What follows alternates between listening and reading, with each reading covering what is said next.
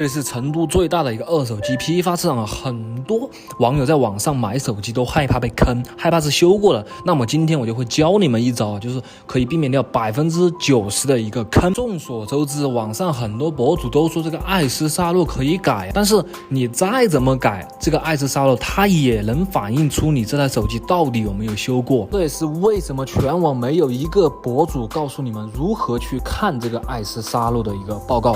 如果有人恶意攻击我，这个哥们100%就是一个那种说白了卖炸弹的一个不良商家。这个视频可能会得罪一部分人。如果你最近想买二手机，这个视频你一定要看完，全程无剪辑 ，Let's go！ 你们自己去网上去下好了之后，大概就是这个样子的。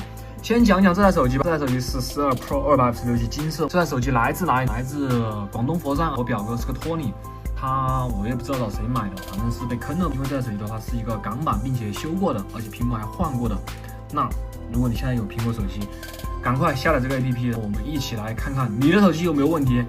首先呢，点开这个报告，那报告这里全绿，你们以为是无拆不修，其实完全可以忽略掉这个，直接看这个位置就行了。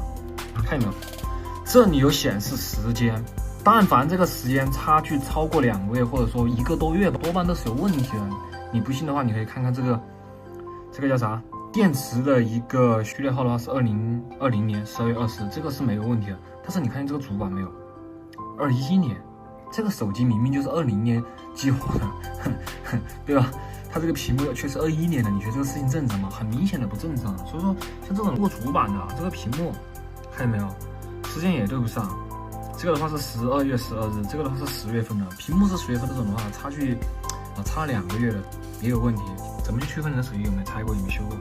就看这个时间就可以了。那买手机连上这个爱思沙洛以后，你们注意看这个是不是港版的，这种数据是改不了的，所以说你们完全可以放心。港版的跟国行的都是双卡申办，但是港版跟国行价格差了2到3万块，这基本上就是一个看爱思沙洛的一个小报告。你们一定要注意啊，重点就是看这个时间。